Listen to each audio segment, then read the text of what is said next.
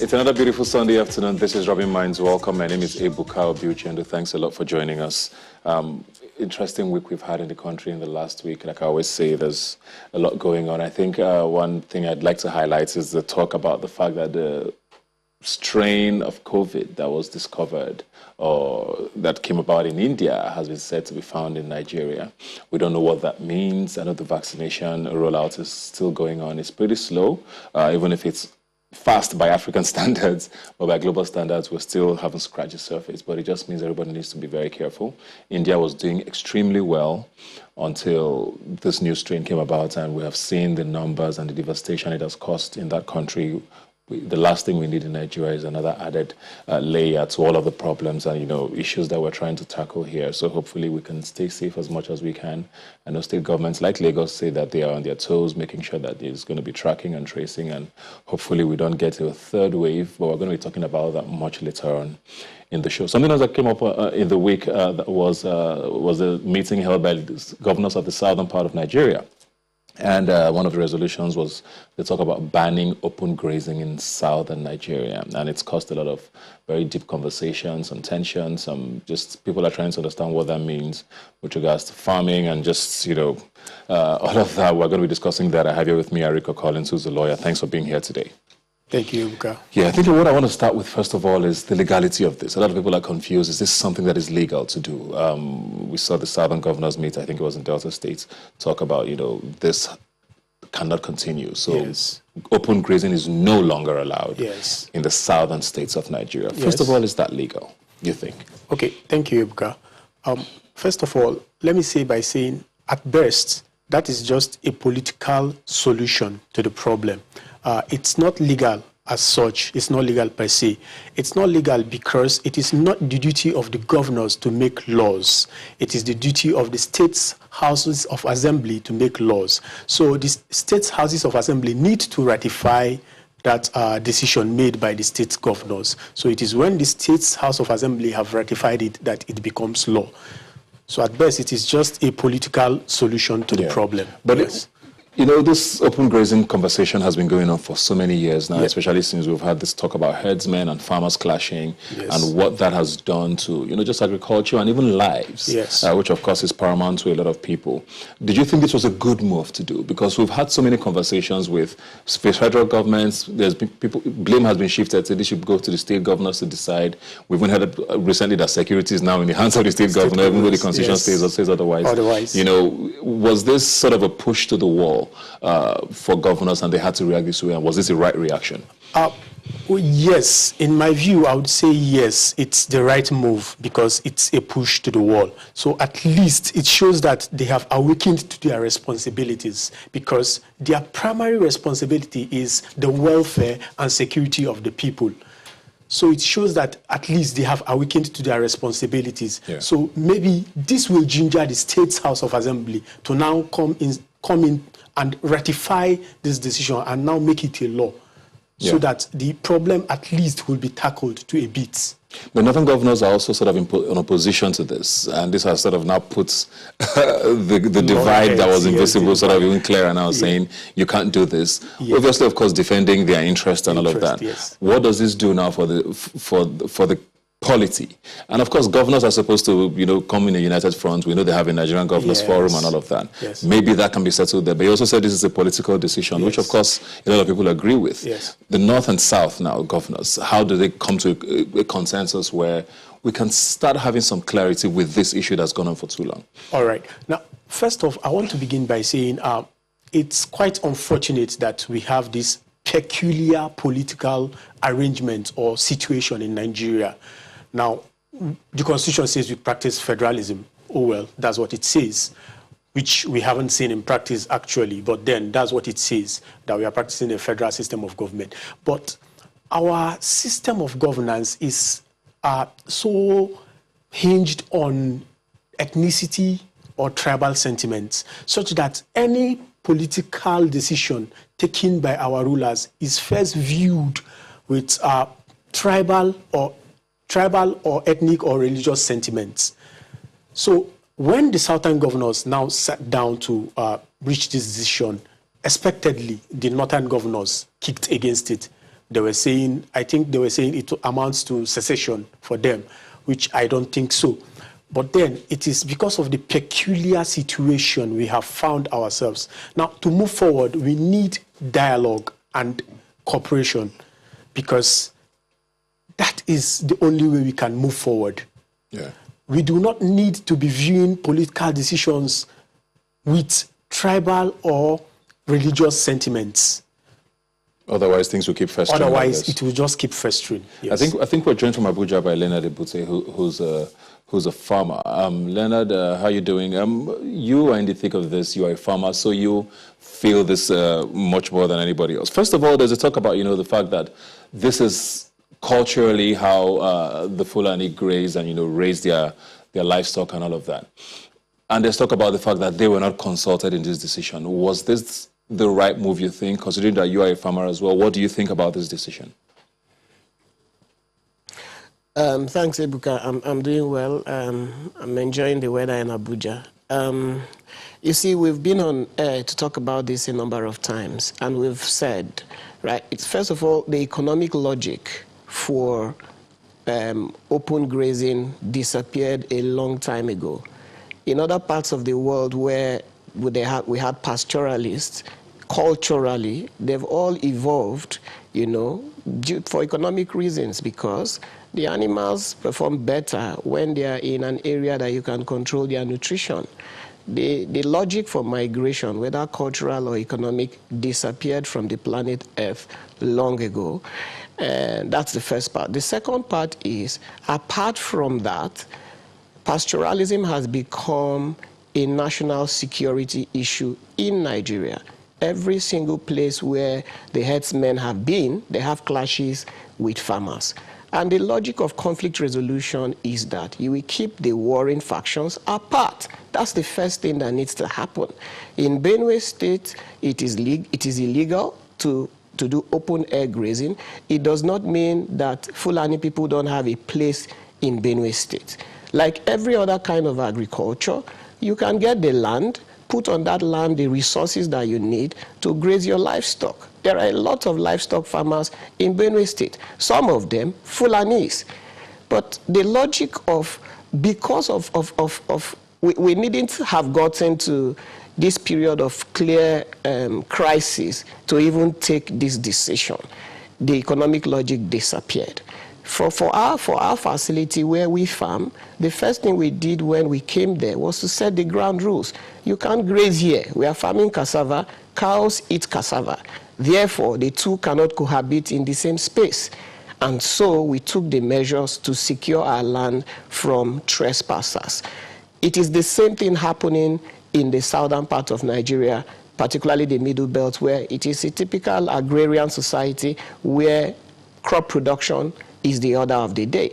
Animals eat these crops, and therefore animals cannot cohabit in the same ecosystem with this crop. It's pure logic. And to the extent that it is now causing mass killings as a result of this crisis, it is therefore late, in my view. This should have happened a long time ago. Does this mean that the Fulani is no more welcome in the South? I doubt that that's the case. And any northern governor that is interpreting it in that light is actually in disregard of the loss of lives that has happened as a result of forcing these two irreconcilable groups to cohabit. But I mean, there's all these conversations about, freedom of movement. And I know that, of course, your freedom only ends where someone else's begins. But this feels like a hard stop to something that should be discussed and had a conversation about. And of course, this North versus Southern governors issue that has now even been thrown into the mix is why I just wonder, is this going to be the solution? Because now it seems there's a whole other sort of drama and conflict that's going to brew out of this by just saying, don't come this way. Is this hard stop the right answer to this? I don't think the point is, the best way to put it is to say, don't come this way. It is to say, what is trespassing? It doesn't mean there is no area limited, or that is not accessible to people that have earned the rights to live there. If you live in an estate and the estate rules is that non-residents are not allowed, you are not allowed. If you want to be allowed, you live in the estate. And it is the same with our houses, that there's freedom of movement does not mean I can walk into your compound or walk into your house. It means that for me to be able to move in a geographical area, I have the right. So every Nigerian has a right to live in every part of Nigeria. And that's not what, and what the governors are saying is it does not contravene that right. Fulanis are welcome in the south, the same way that any Nigerian that wants to farm rice in the north is going to obtain land and farm rice. So if you are coming to for business reasons to graze your cattle, I mean to produce animal and animal-related product, you can acquire the land and produce and do your business. You know, this, animal production is a business. It is huge business. They have the resources to acquire the land they need. If they want governments to help them ease the process of that land acquisition, that is the kind of conversation that the northern governors should be having with their counterparts, not introducing political controversies to get cheap claps from their people. You know that these people are either going to lose their lives or are going to kill other persons, and are already doing so across many parts of Nigeria. You don't need it to keep happening. And so when you talk of a hard stop, it is looking like a hard stop now because it was overdue 20 years ago. So it took 20 years to realize this. Now that we have realized it, my informed opinion is that 1 day delay is no longer necessary. Okay, so the northern governors should, if they are going to be at the table with their counterparts, to say, okay, how does this evolve? Let's take the next 6 months, 1 year, because of the seasonality of grazing and grazing-related activity, so that we can sort out how to rehabilitate or reallocate those, or to allow those who have migrated there to find their way to other places and something like that, a modality around implementation. That's fair. But as for the rule itself, the states assemblies of those places should legalize it, should make it pass it into the laws immediately. And as a matter of fact, even in the north, right, it's surprising because a lot of the killings that are happening between herdsmen and farmers are happening in the north. Much more, over 90% of it happens in the north. And it is surprising that instead of the northern governors realizing that and saying, hey, maybe this is something we should be doing as well, they are looking for political points to score, and that is really, really sad. Okay, one question I want both of you, but I'll go with you first, Leonard, is what the federal government should be doing in all of this. I mean, states are certainly taking the matter into their own hands, like you said, because this has festered for too long. But now we are seeing that even the political leaders in the north and south are sort of almost escalating the issue as it is. What should the federal government be doing at a time like this, you think? I think, yeah, the federal government is in pole position to mediate the conversations that needs to happen between the north and south. The role of the federal government, already you know, as the lawyer will probably agree with me, we already have too many things in the exclusive list. Thankfully, this one is in the concurrent, and the states have taken ownership, you know, of resolving the conflict in this manner, which I 100% agree with. The role of the federal government, therefore, is to say, in terms of implementation, what are the issues? How can we support the groups that will be most affected by these laws so that there is, a seamless transition into the new state of things as specified by, as indicated by the governor. So the federal government should be de-escalating this pseudo conflict. It's not a real conflict, really. I'm sure the governors are calling each other on the side and saying, hey, don't worry about that thing I said. No serious-minded person, governor in the north, is going to take the kind of public position that they are seemingly taking. I think they are joking, really. But the role of the federal government is to align conversations and support the people groups that may be affected by this measure and get them to settle in. That's what I think the federal government ought to do. All right, I'll come back to you, Leonard. Same question to you. Do you think the presidency is doing enough? Should they be doing more? Or is this a situation of let them handle this? This is not our business. The states need to sort this out. For me, from the body language of the presidency, I do not think it is doing enough, yes, to de-escalate the issue. Now, you would notice that from when the killings actually were rife and people were calling on the presidency to at least make an order, such an order that the governors have made now, the presidency did not respond to that. He did not make that order, and it got to the point where the governors said, we've had it enough, we can't take this no more. And then they had to make that order. They had to sit down at Asaba to make that order to say, no, we don't want this anymore in our communities. Now, interestingly, in addition to what Leonard has said, interestingly, in 1988, a law was made by the then military government, but it was a national law applied in the whole country. The law is called the National Commission on Nomadic Education Act.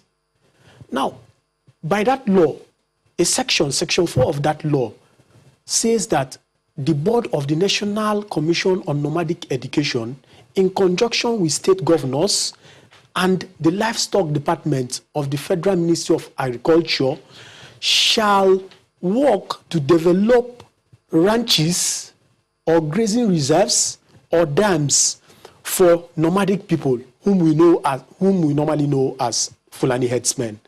Or headsmen. Or headsmen generally. Now, that law was made in 1988. Till date, they haven't yet found out, they haven't created a single reserve or single ranch in the whole country, which is, I think it's quite abnormal. And I won't be surprised that that commission is still existing and is still in Abuja, and it might be collecting federal allocations, or they might even include it in the federal budget every year. So you see that they are not doing enough. It's issue of not doing enough. Yeah. Yes, the federal government is not doing enough at all. Just before we go, very quickly, one sentence if possible. Where do you see things going from here? Really, things have degenerated. So I think things would degenerate if urgent action is not done by the federal government. Now, the federal government, there's currently a bill for grazing reserves in the National Assembly. Now, if that bill is passed into law, that means that grazing will not be banned in the whole country, in the country as a whole, not north and south. I hope that bill is passed into law. In addition to that, I hope that the issue of implementation or enforcing of laws would also be taken seriously. Now, if that is, if that is taken seriously, I see us improving. But if we do not take the issue of implementation or enforcement of laws seriously, I think we would just be retrogressing. Thank you very much, Arika Collins. Thank you very much, Leonard. This conversation, I hope we can start having sort of more conclusive conversations on this, because we've had it for too long, and we'll see how the northern and southern governors resolve this. Leonard, thank you very much for being here today. We're going to take a break now, and we'll be right back. Please don't go away.